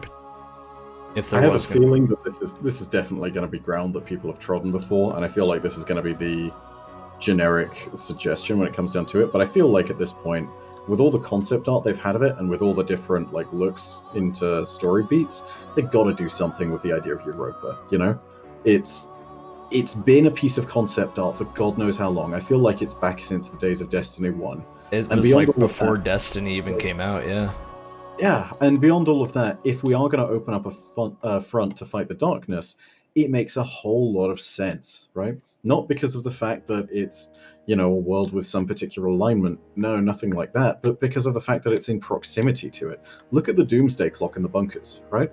They are engaging in a pattern where they are going to be at Saturn in 3 weeks' time. You know, and if we are going to have a fight that opens up in this war against the darkness, we may look to take them on a world that is actually close to where the heart of their fleet is. And Europa, Ganymede, Calypso, a whole bunch of these worlds make a lot of sense. If Io hadn't been a world, I would have speculated Io, but at this point, Europa is just seemingly, it kind of needs to get done. You know, like, it's been on the chopping block for so long as far as story locations are concerned that we just haven't seen in game yet. And I feel like it would be weird at this point if we didn't see it, you know? Yeah, so, and not to even mention that, right? Like, here's another, like, reason story beat wise why it could happen. Europa has the Deepstone Crypt, if I'm not mistaken. That is what, birthplace of Exos? So this is something which potentially relates back to Cade's journal, right?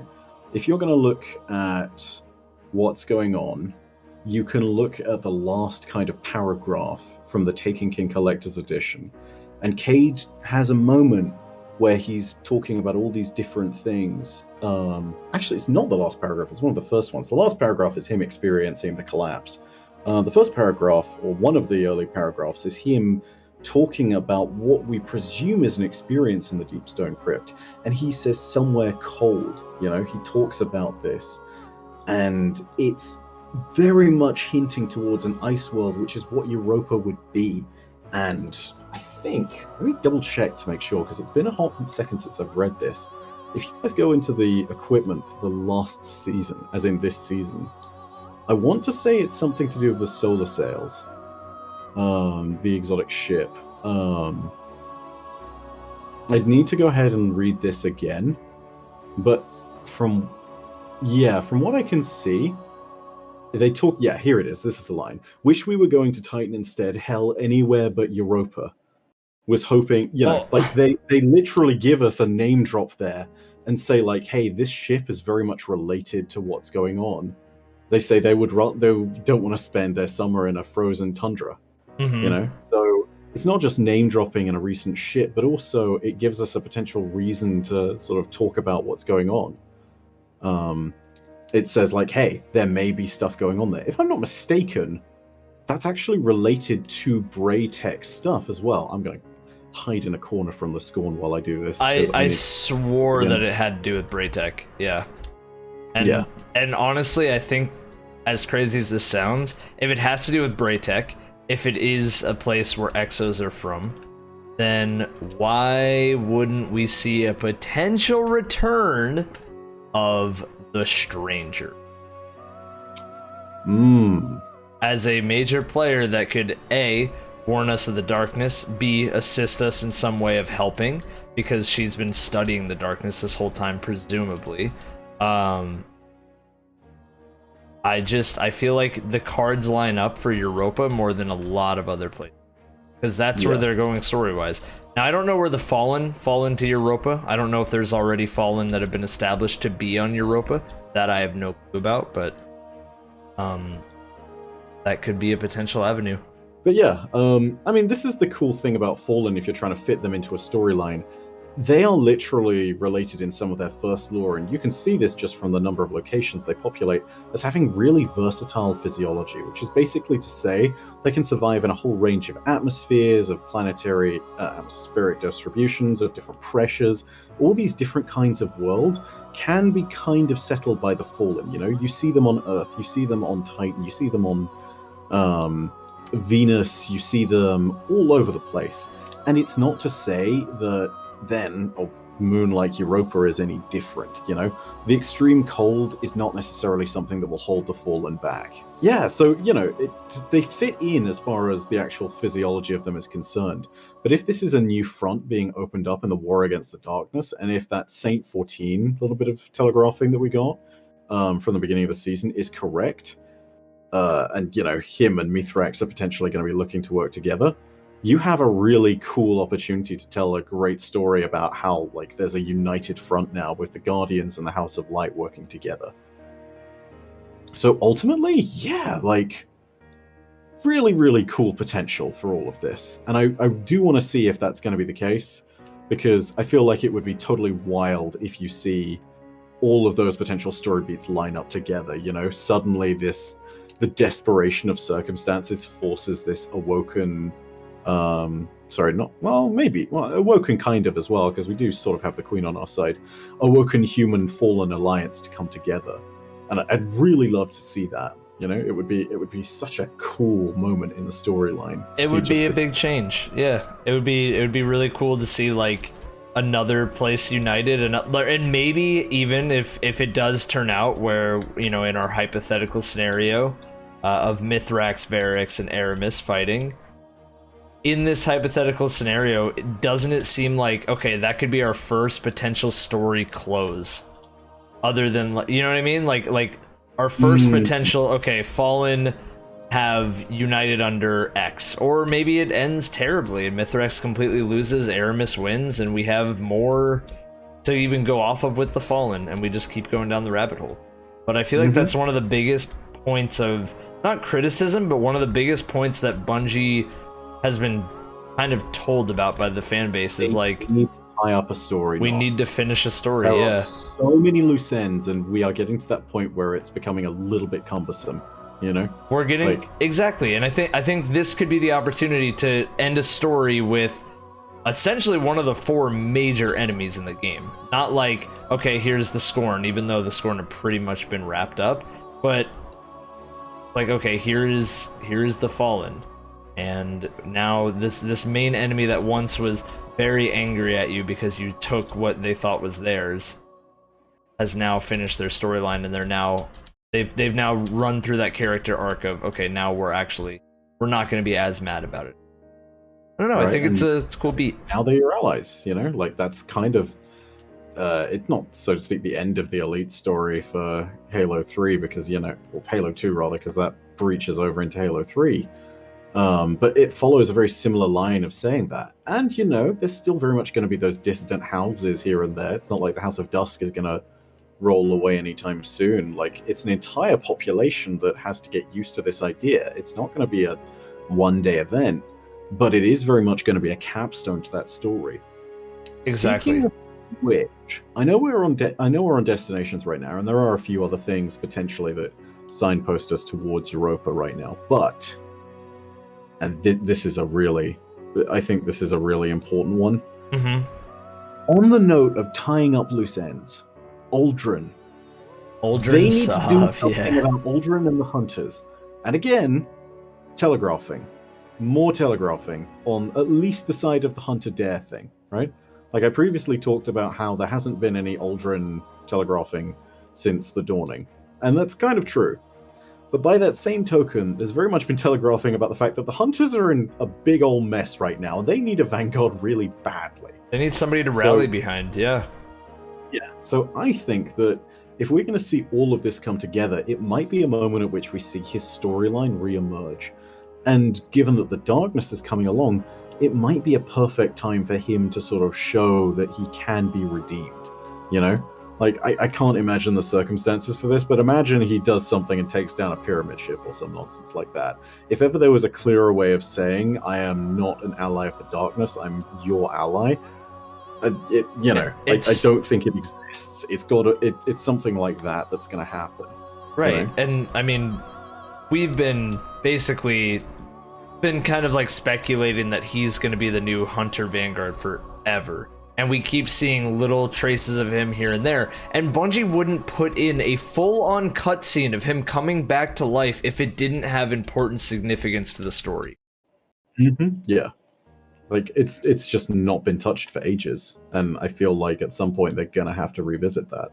So, with that being said, with Uldren being a potential main player also, right? We are looking at, based on our hypothetical, the biggest expansion story-wise ever made. I think so, right? Like, based on a little, right? It's a lot. we got the Darkness, who's just this glooming main antagonist in the overall scheme. We have the Fallen, who are having a complete falling out. No pun intended there. We have Uldren, who needs to redeem himself and prove why he's not evil. We have potentially the Stranger, who could have something to do with what's going on in Europa, or can guide us in a way. We have Mara Sov, that's been talking about this forever. We have Osiris and Saint 14. All these major players could tie into one potential storyline, and wouldn't that just be... I don't want to get crazy. That sounds just... It doesn't, but the thing is, normally I would say that sounds unbelievable, but in this case, based on the evidence that we've been given in the lore, and based on what Bungie is pretty much going to have to do in the eyes of a lot of the fan base to regain a lot of the hope and trust and just all that kind of stuff, I feel like they're going to come out fully swinging. It's that every other year expansion. It's that Forsaken, Taken King type of year. And we are in that weird place of having, like, you know, it's been a hot minute, and I think that ultimately, with all of the telegraphing there, and with the amount of work that may well have gone into what's coming next, they have a lot that they don't have to worry about now. Exactly. So, you know, it's okay, that requires a little context. Previously, they had to create new light entirely, right? They had to completely revamp everything there. They also had to worry about a Steam transition from one platform to another and the breakup with Activision. Like, these are all major things that would have had to fill their timetable. Now they don't need to worry about that stuff. They've charted their course. They kind of know what they're doing.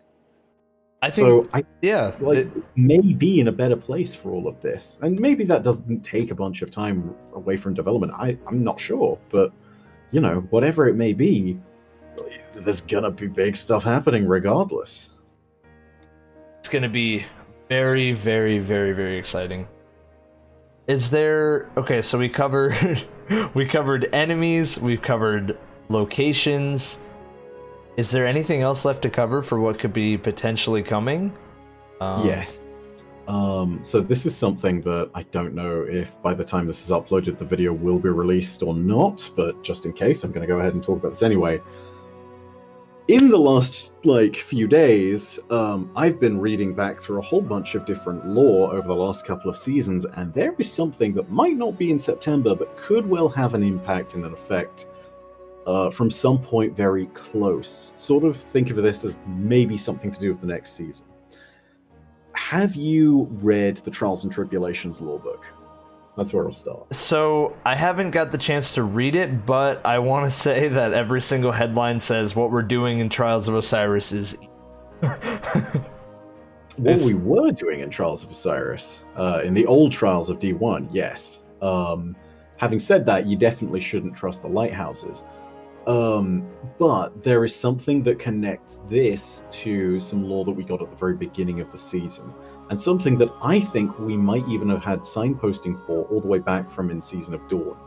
Originally, we got a lore book, which was called The Pigeon and the Phoenix, and I believe it's in Dusk and Dawn. Oh, never mind, it's not. It's in the light. Yeah, it's got to be in the light side of things. Is that the one? Is Pigeon and the Phoenix from the Corridors of Time? It is indeed from the Corridors of Time. Oh, yeah, I'm very familiar with that. And it goes... what do you mean? You have no experience in there. You didn't spend an hour in there at all. No. Been 6 days of no sleep. Oh, I'm so glad that I got sleep during that time. But anyway, yeah, the Corridors of Time gave us this lore book, right? And this lore book details the story of Osiris and Saint 14 through various different points in time. And Osiris, in two of the different entries, meditates, and during these meditations he sees a point of light in a void of darkness and stillness, right? Just a singular point of light. Then we go all the way forward, and I just want you to keep that little point in mind, this singular spit of light in that vacuum of darkness. I just want you to remember that and set it aside for a moment. We then got the cutscene at the very end of Season of Dawn, where Osiris was confronting Rasputin, being like, whose side are you on?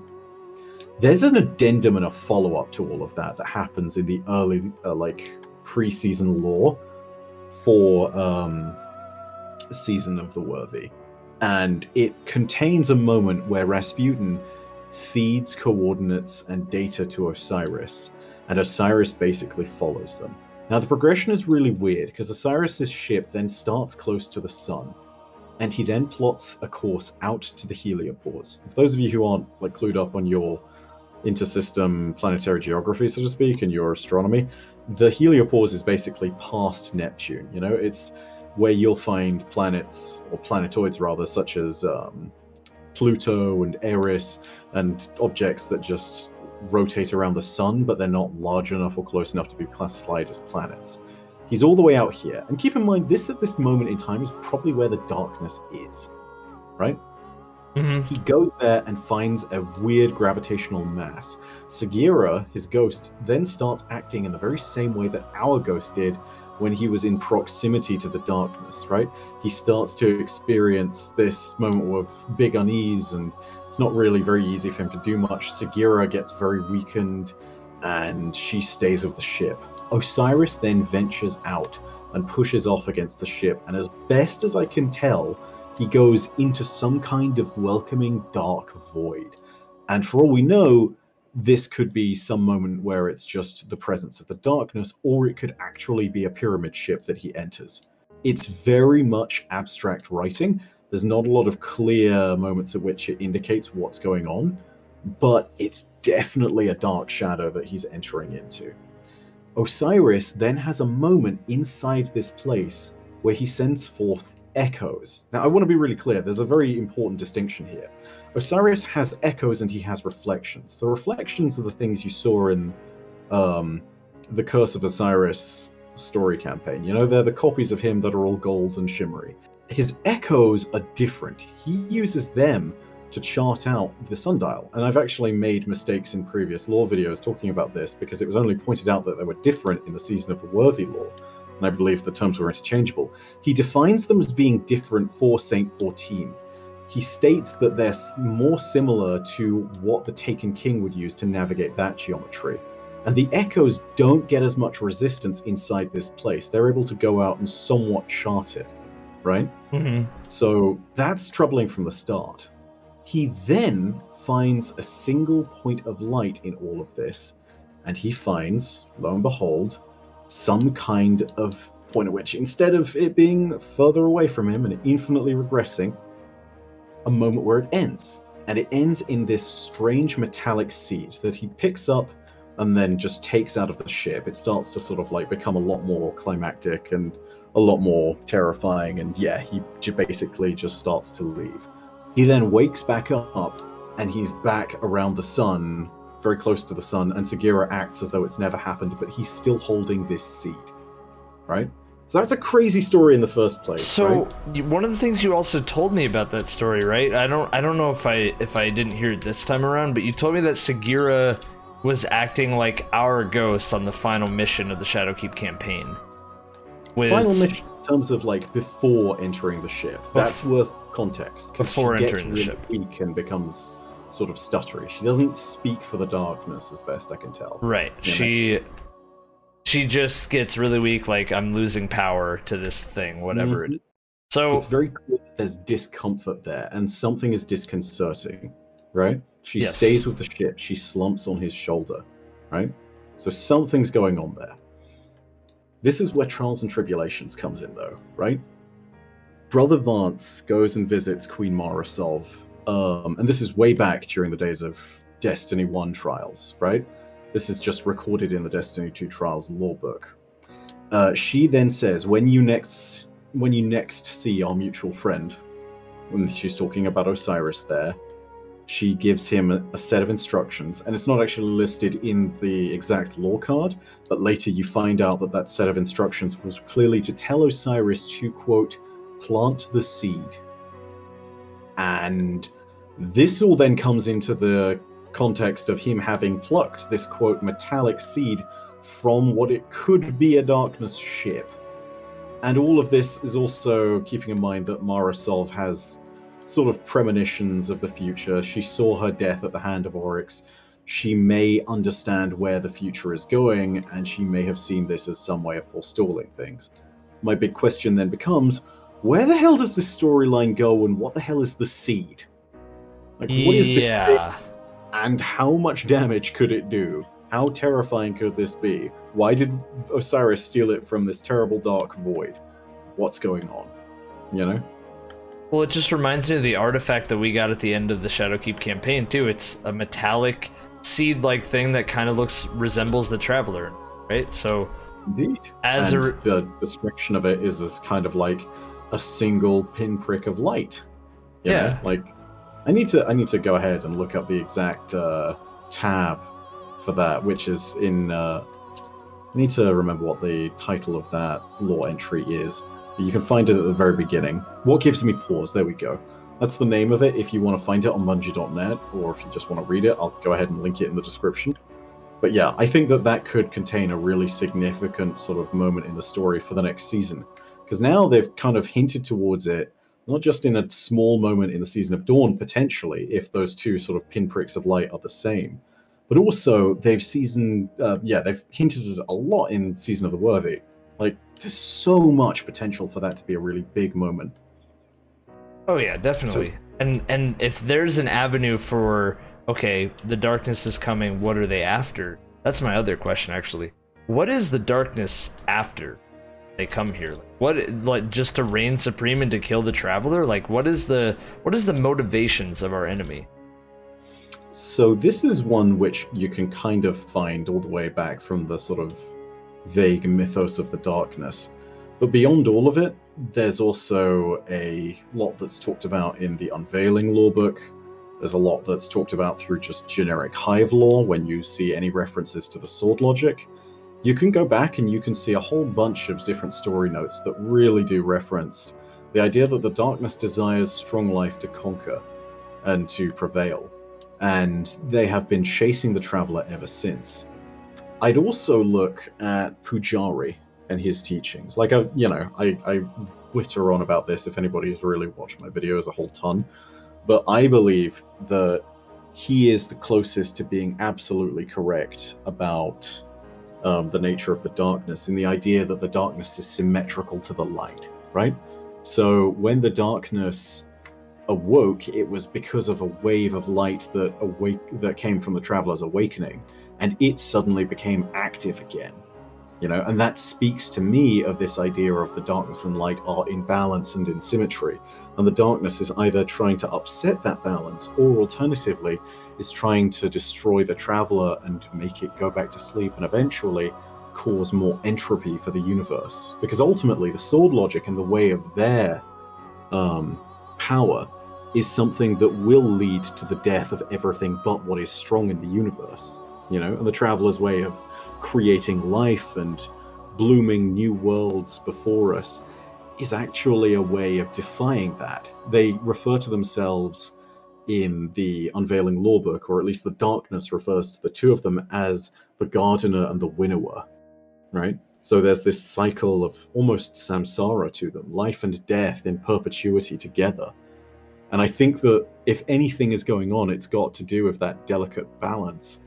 But I also wouldn't trust a single thing that the darkness tells us that it wants. Right. Because that's from their perspective, whatever they're going to say. Like, why would we, in the same sense that why are we trusting truth to power? Exactly, right? Like, I mean, it could be that, yes, they're a supreme being and lying is beneath them, sure. Like, totally possible. I don't put that past the possibility whatsoever. But why would you not lie if it gives you an advantage? The very idea of what the darkness does is all about creating moments of advantage for itself or for any of its practitioners. So it doesn't make any sense to me that it wouldn't be trying to do everything in its power that it sees would be advantageous from its perspective, I think it's very much been trying to turn Guardians for a long time, and it even has moments where it's done that in the past. If you've read the story of the Kentarch 3, the fire team that entered the Black Garden and whose armor you recover from the Garden of Salvation raid, their story and how it's wrapped up with the divinity, it all talks about how basically it all fell apart for them when they were all spoken to by darkness and when they kind of tacitly accepted dark power, and their ghosts fell down motionless as a result. So I wouldn't trust the darkness, but I also don't know quite where it stands in the story because it's really hard to know what to trust. Right. As the Nine would say, it's a little bit like an ant trying to understand a human being. Like, admittedly, their frame of reference for it is about a human trying to understand the complexities of a being made of dark matter. But for us, trying to understand a literal god, even if we are demigods and even if we've killed gods before, it's hard, Like, our understanding of Oryx fundamentally changed when we realized that he could live on through us killing him, thanks to the calcified fragments and the touch of malice. That ultimately changed him into a fantastic character beyond what he already was. Because, it was this moment where even in death he was victorious. He had ascended past what he existed as, and he was already a god. Right? Like, these are beings that are playing games within games. We are They're 20 steps lower. ahead. Yeah. So, okay, so the darkness's motivation, we literally just we wouldn't know until it happens. But you said something that I remember reading in that 4chan thing, and I want to just silence the 4chan stuff. You said the word winnower. I believe that was mentioned in that post. Is that just another name for what the darkness represents? Is the winnower? Potentially. The Gardener and the Winnower was referenced in the Unveiling lore book, so it could be that if there's a leak that borrows from anything, it could just be using that as a way of like signposting itself and saying, "Oh, look, it was referenced as this before. This is totally correct, right, guys?" Right. I just wanted to point that out because I know people are gonna probably say something about, "Oh, in the 4chan thing, there was," you know what I mean? Like, right. Ultimately. I don't know about you, but we've both been around this community for ages. Yeah. Right? And it's not the first time we've seen a leak about a big expansion that it didn't pan out, right? Like, even if it does pan out, it's worth knowing that just because somebody says a little reference to something and just because somebody signposts a thing with a name that we all recognize doesn't necessarily mean that it's true. That could just very much be someone trying to lend legitimacy to their claims because they know the lore. Right. And their claims might actually just be a load of nonsense. So, it's hard to prove this stuff. Slayer Rejection made a really good video. I'll put a link to that one. Slayer Ridge made this amazing video basically breaking down 4chan leaks in general and how they really make us excited because they're things that A, we've wanted, B, things that are just like things that have been glooming in the background, C, even if they do come true, like it's still just like somebody's word versus what's actually going to happen, and ultimately we shouldn't trust any of that, but it does make people excited, right? Yeah. And maybe some of it turns out to be true, maybe some of it isn't. I generally, as a rule, when it comes to leakers, I just try and avoid them now. And that's not in terms of I actively ignore them in terms of I don't know how best to put it. I don't seek them out in the same way that I used to, and I don't comment on them when it comes to the YouTube channel. I respect the fact that most people just don't want to be spoiled now. And I know that there's a whole ton of people out there, but ultimately my priority when it comes to it is if I hear the information, yeah, sure, whatever, I don't mind. But my priority is making sure that whenever the information is out there that I'm effectively doing my part to quarantine it, Right, and whether it's true or not, it's keep it under wraps, because there's going to be someone out there who gets spoiled by it potentially. And nobody was happy about Snape kills Dumbledore when that nonsense went down, and this will be the same case for some people, Yeah, and that's why I wanted to bring you on for this video to begin with, is literally because if we use supporting evidence based on facts that are in the game, past things that have happened in the game, we can make our best educated guess we can science this. You know what? We're gonna science this. This is Dado in the vault. Destiny science time. This is why you have data. This is why you test. I mean, ultimately, when it comes down to it, though, it's important to make sure that the integrity of what we're doing here is to try to steer everybody in the best possible direction, because we're all excited, but we don't want to straight up just say something without any proof or without any supporting evidence. Really important to do. Absolutely. It's part of the reason why I think this is a really nice opportunity as well, because this is a meeting of the minds to a certain extent, right? I do the lore of all the fictional nonsense that's happened around Destiny and its story, and you talk about the very real history of Destiny and its story. And so, for us to bring the two sort of sets of knowledge together, it makes for, I'd say, a really kind of killer presentation, potentially. Agree. At least I hope you guys think this has been good. Let us know in the comments if you just think this has been just a whole load of nonsense. But yeah. Hopefully it has been to your satisfaction. Yeah. Can you think of any other big major outlier questions? Because I am starting to stumble on things at this point. Have we pretty much covered everything? I think you brought up, and I think this is probably one of the last moments where we'll return to Europa and the Exo Stranger and the potential tie-in there. The big missing piece of that puzzle is potentially Clovis Bray. Now, I know there's a little bit of debate in the community as to whether it was truly confirmed as to whether Elsie Bray was the Exo Stranger. So let's go ahead and let's just keep that in mind. Yes, there's a lot of really definitive evidence that points that way, but it's not truly there. I would sit there and I would say that if there's any moment where we get a bit that states kind of yeah, Europa saw the Europa saw the advent of Clovis Bray there in some form, we've absolutely got our number for Europa, because there's been a lot of stuff to do with Clovis Bray and their past experiments, you know? One of the early lore bits that we got as kind of a prelude to all of this was very much to do with Anna Bray basically discovering what was known as a deep stone crypt, you know?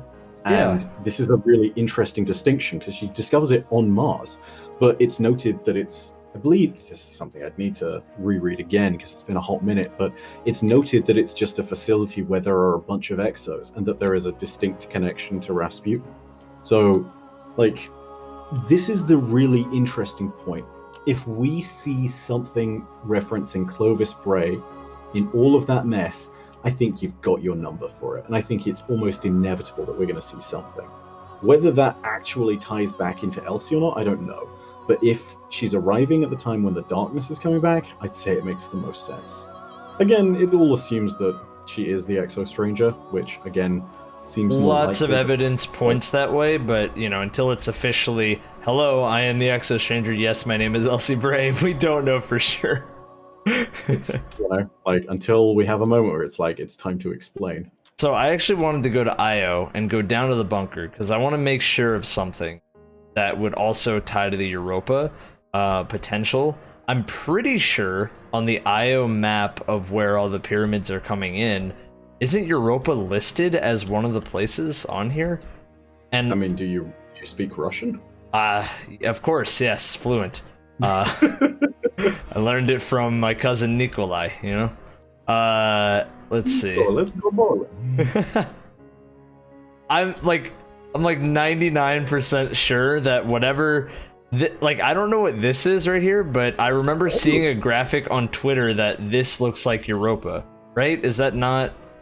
So I would expect that to be Saturn and Titan. This is Saturn? Right?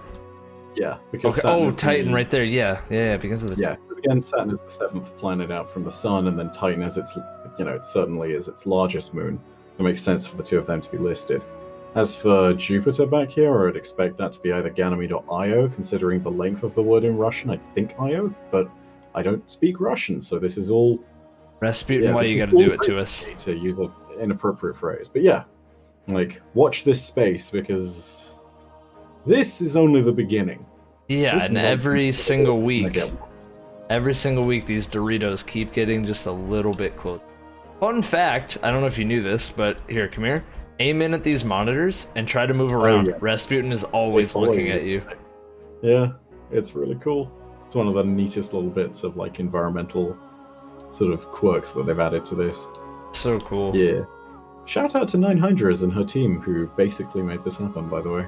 It's a really cool feature of the bunker. Super yeah. So yeah, I can't really, like, without, because I don't want to talk about the other potential spoilers that can be coming with this community quest that's going on. I don't want to talk about that until that's out, because we do like a full coverage on that, but it's gonna be interesting, sure. Yeah, there's a lot of cool things that we can potentially see happening in the future. And I think now it's just a case of, like, waiting and seeing what Bungie delivers. Because inevitably, and this is kind of referencing historical stuff, by this time, 2 years ago, we were starting to see the previews of Forsaken. You know, by this time 1 year ago, we were seeing the previews of Shadowkeep. So I think we are going to hear about this expansion very soon. You know, like, I'd give it, in fact, honestly, considering that it's been around about May 5th on both instances, for both Shadowkeep and for Forsaken, when we heard about them, I'd say you could even hear about it in the next few days. Yeah. I find that unlikely because we're already seeing, like, further stories about the darkness proceeding in the bunker week by week. So you might want to wait and see what happens with that, but I would not be surprised if something really big gets announced very soon. I wouldn't be surprised if it's right when this community event ends, we get the big trailer for this fall, or we get some kind of big tease, like a poster or something.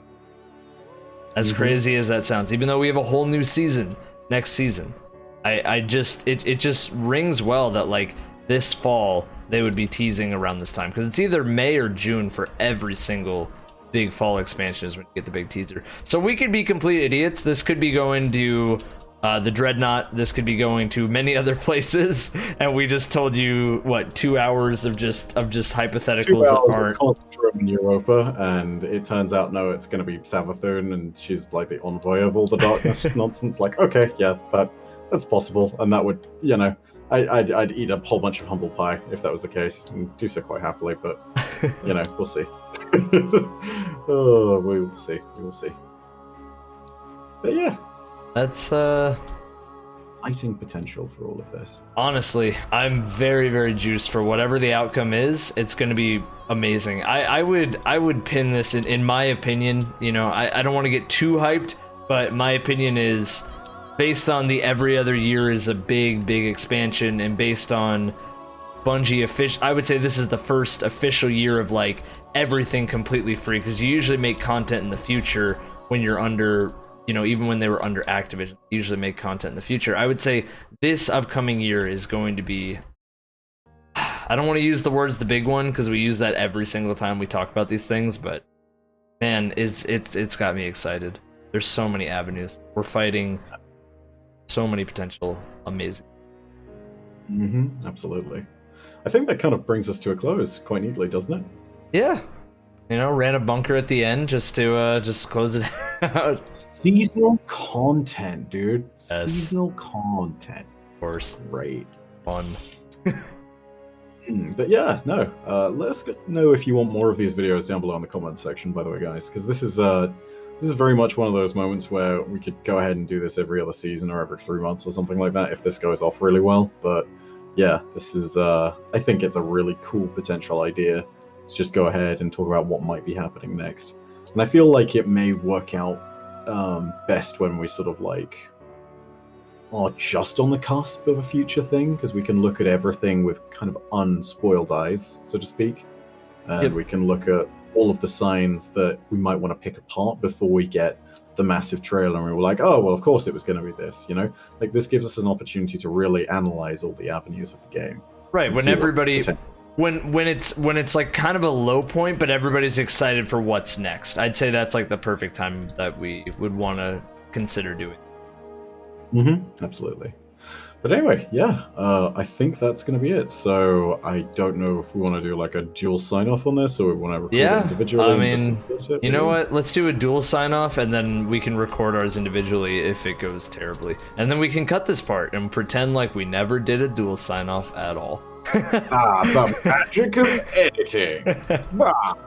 So yeah, thank you guys so much for watching. Of course, go check out Byf. If you don't know who Byf is, literally I'm going to give you a very friendly smack to the head.